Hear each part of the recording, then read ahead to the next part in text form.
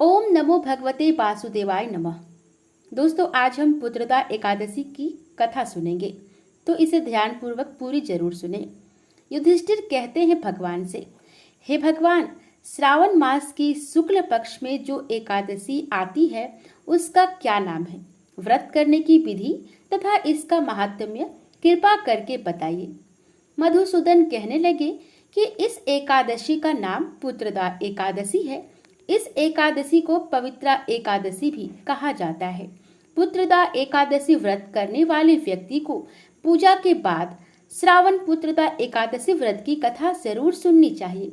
ऐसा करने से व्रत पूर्ण होता है और मनोकामनाएं पूरी होती है। अब आप शांति पूर्वक इसकी कथा सुनिए। इसके सुनने मात्र से ही वायपेयी यज्ञ का फल मिलता है।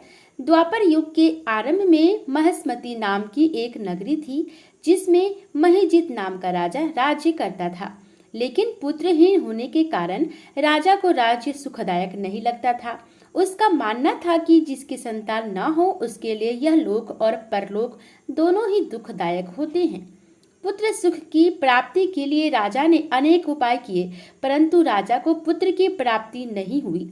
वृद्धावस्था आती देखकर राजा ने प्रजा के प्रतिनिधियों को बुलाया और कहा, हे प्रजनों, मेरे खजानों में अन्याय से उपार्जन किया हुआ धन नहीं है। न मैंने कभी देवताओं तथा ब्राह्मणों का धन छीना है। किसी दूसरे की धरोहर भी मैंने नहीं ली। प्रजा को पुत्र के समान पालता रहा। मैं अपराधियों को पुत्र तथा बांधवों की तरह दंड देता रहा। कभी किसी से घृणा नहीं की, सबको समान माना है। सज्जनों की सदा पूजा करता हूँ। इस प्रकार धर्मयुक्त राज्य करते हुए भी मेरे पुत्र नहीं हैं, सो मैं अत्यंत दुख पा रहा हूँ। इसका क्या कारण है? राजा महिजीत की इस बात को विचारने के लिए मंत्री तथा प्रजा के प्रतिनिधि वन को गए। वहां बड़े बड़े ऋषि मुनियों के दर्शन किए। राजा की उत्तम कामना की पूर्ति के लिए किसी श्रेष्ठ तपस्वी मुनि को देखते फिरते रहे। एक आश्रम में उन्होंने एक अत्यंत वायुवृद्ध, धर्म के ज्ञाता, बड़े तपस्वी, परमात्मा में मन लगाए हुए, निराहार, जितेंद्रिय, जितात्मा, जित क्रोध, सनातन धर्म के गुण तत्वों को जानने वाले, समस्त शास्त्रों के ज्ञाता महात्मा लोमस मुनि को देखा, जिनका कल्प के व्यतीत होने पर एक रोम गिरता था। सबसे पहले जाकर ऋषि को प्रणाम किया। उन लोगों को देखकर मुनि ने पूछा कि आप लोग किस कारण से आए हैं? निसंदेह मैं आप लोगों को हित करूंगा। मेरा जन्म केवल दूसरों के उपकार के लिए हुआ है, इसमें संदेह मत करो। लोमस ऋषि के ऐसे वचन सुनकर सब लोग बोले, हे महर्षि, आप हमारी बात जानने में ब्रह्मा से भी अधिक समर्थ हैं, अतः आप हमारे इस संदेह को दूर कीजिए।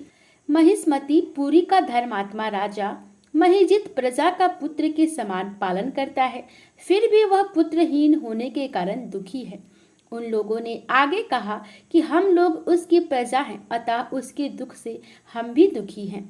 आपके दर्शन से हमें पूर्ण विश्वास है कि हमारा यह संकट अवश्य दूर हो जाएगा, क्योंकि महान पुरुषों के दर्शन मात्र से अनेक कष्ट दूर हो जाते हैं। अब आप कृपा करके राजा के पुत्र होने का उपाय बताइए। यह वार्ता सुनकर ऋषि ने थोड़ी देर के लिए नेत्र बंद किए और राजा के पूर्व जन्म का वृतांत जानकर कहने लगे कि यह राजा पूर्व जन्म में एक निर्धन वैश्य था।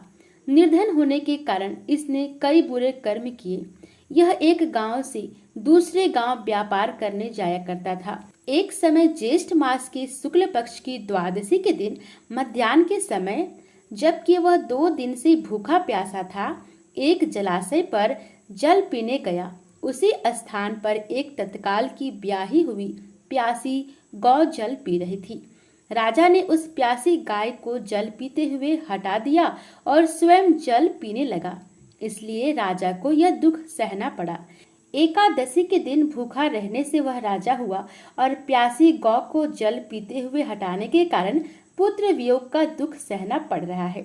ऐसा सुनकर सब लोग कहने लगे कि हे ऋषि, शास्त्रों में पापों का प्रायश्चित भी लिखा है, अतः जिस प्रकार राजा का यह पाप नष्ट हो जाए, आप ऐसा उपाय बताइए।